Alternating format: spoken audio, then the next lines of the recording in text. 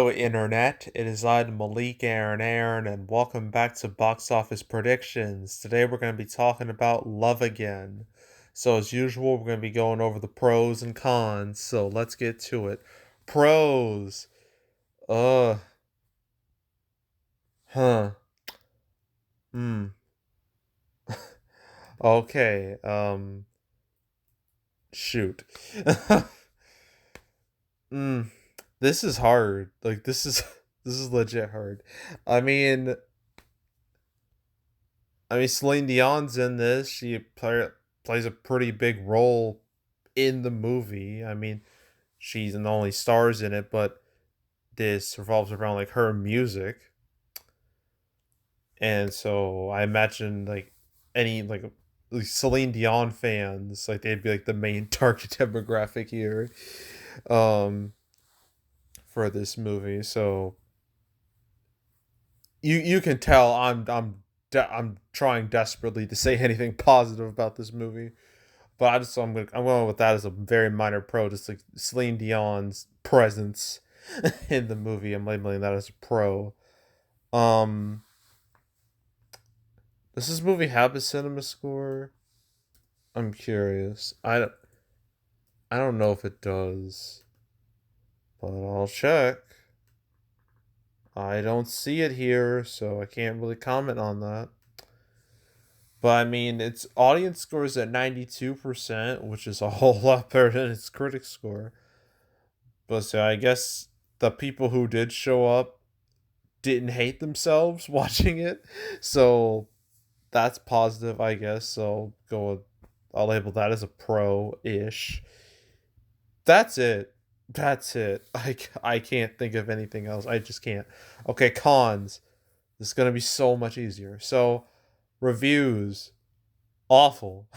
It's at 13%. Granted, it's only 16 reviews, so that's not exactly a whole lot to go with. But still, that's a terrible number.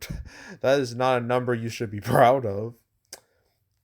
So, yeah, 13% critic score. Bad, awful, con, huge con. Another con is the severe lack of marketing for this movie. I've seen nothing. I haven't seen any. I've seen a single ad for this movie, like anywhere. I haven't seen any ads on YouTube. I've seen plenty of ads for Guardians 3, obviously, because it's Guardians 3. But yeah, I've seen nothing. This movie is just I'd be amazed if people even knew this movie was coming out. So yeah, non-existent marketing con. And a big con there. Another con is that competition wise, it's going up against Guardians 3. Obviously, even though Guardians 3 is not doing as well as it should, it's still going to crush everything else. This will definitely be one of the victims. So, yeah. Yeah, sure, one could argue, oh, a lot of the April movies are kind of old and dead. Well, I don't think it's going to matter that much because this movie's pretty much DOA at this point. So, but I'm going to say just opening up against a big movie in the form of Guardians 3, not to mention all the other April movies that still technically exist for now, that's that's a con. A big con. Another con is that like the target audience for this movie obviously going more to that female audience. They have like a movie coming out like next week that's probably they'd rather watch than that movie. That movie's Book Club 2. I'm pretty sure they'd rather watch that than this. So the target audience I imagine is just going to wait until Book Club 2 comes out next week. So it's kind of like I feel like that's what happened with Pope's Exorcist and Renfield. The horror movie audience decided to just wait for Evil Dead Rise. The box office pretty much tells me that. And I feel like the same thing's going to happen here. The target audience is just going to wait for Book Club 2. So I'm labeling Book Club 2 as a con because that movie's definitely going to steal any audience this movie has. So, yeah. Guess I'm trying to think of other cons. I think I've covered like the main cons: reviews, lack of marketing, competition. Uh, I guess I can mention the fact that I don't know, like, oh, the romantic is this a romantic comedy? Yes, it is. Romantic comedies are so dead theatrically, like I can't even describe it. Like they used to be big. Like, they used to do really well back in the day, but then something just happened like the last 10 years, like the whole genre just fell off. I mean, it's still thriving like on streaming and whatnot, but like in the theatrical space, it's just nothing. It's it's deader than dead. I mean, let's look at some of this stuff. I guess there was Ticket to Paradise that did well, but that is few and far between. I mean, there was Bros last year, which completely tanked. um, so yeah, even before like COVID, there's not a lot here. It's looking quite bleak in terms of box office. So yeah, just like the general public when it comes to like theatrical rom coms, they don't give a shit. Simple as that. So this being part of like pretty much a dead genre theatrically, I'm labeling that as a con. It was a big con.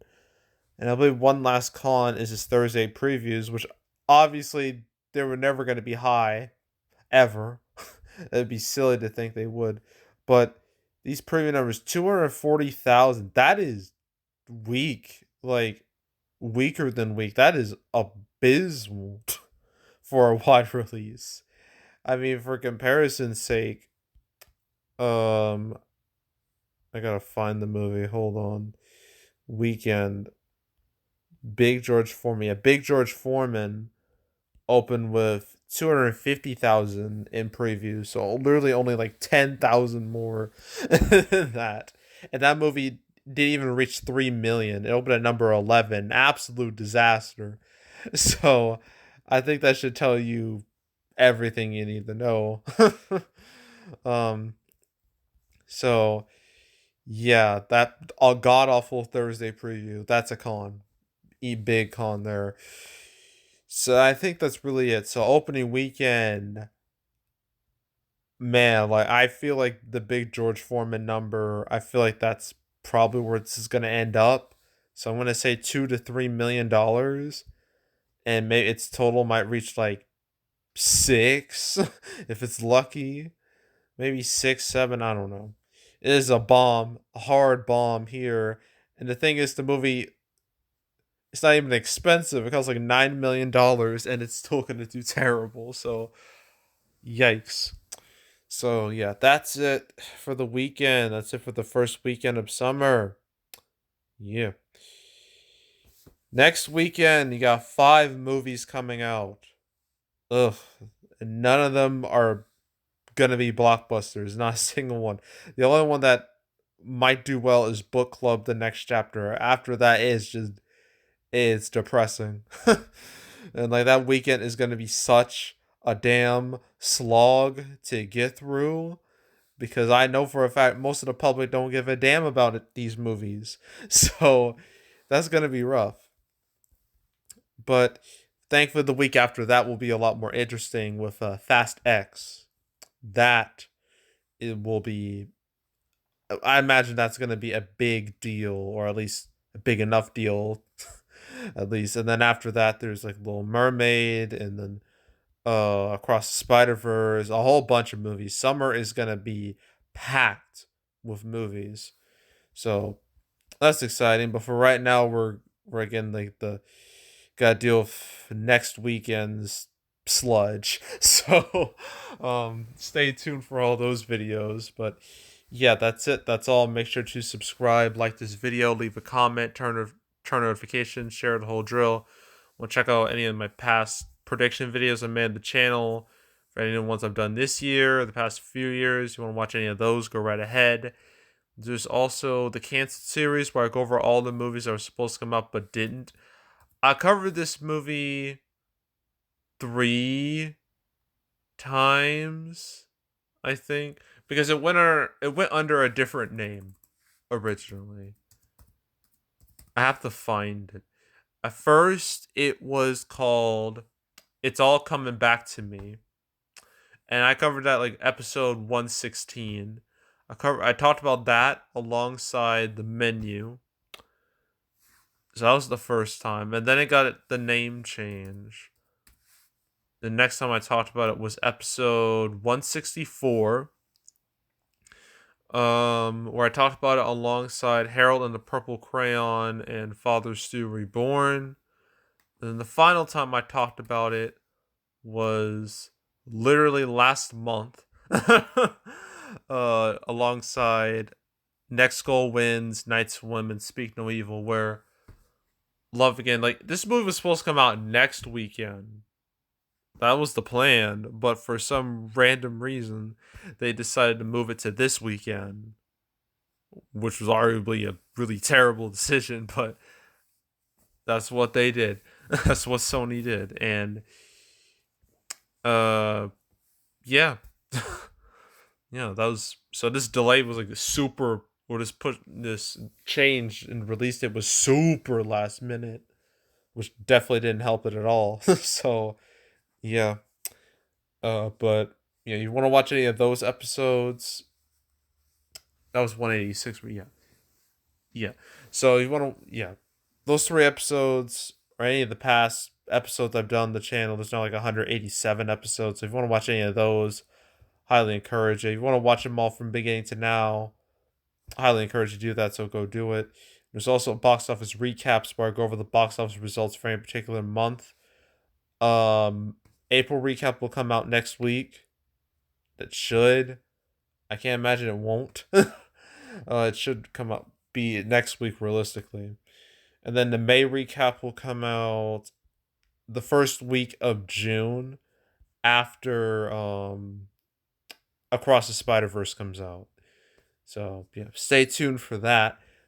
But if you want to watch any of the past recap videos I made on the channel, you can go right ahead. And yeah, that's it. That's all. I am out. Goodbye.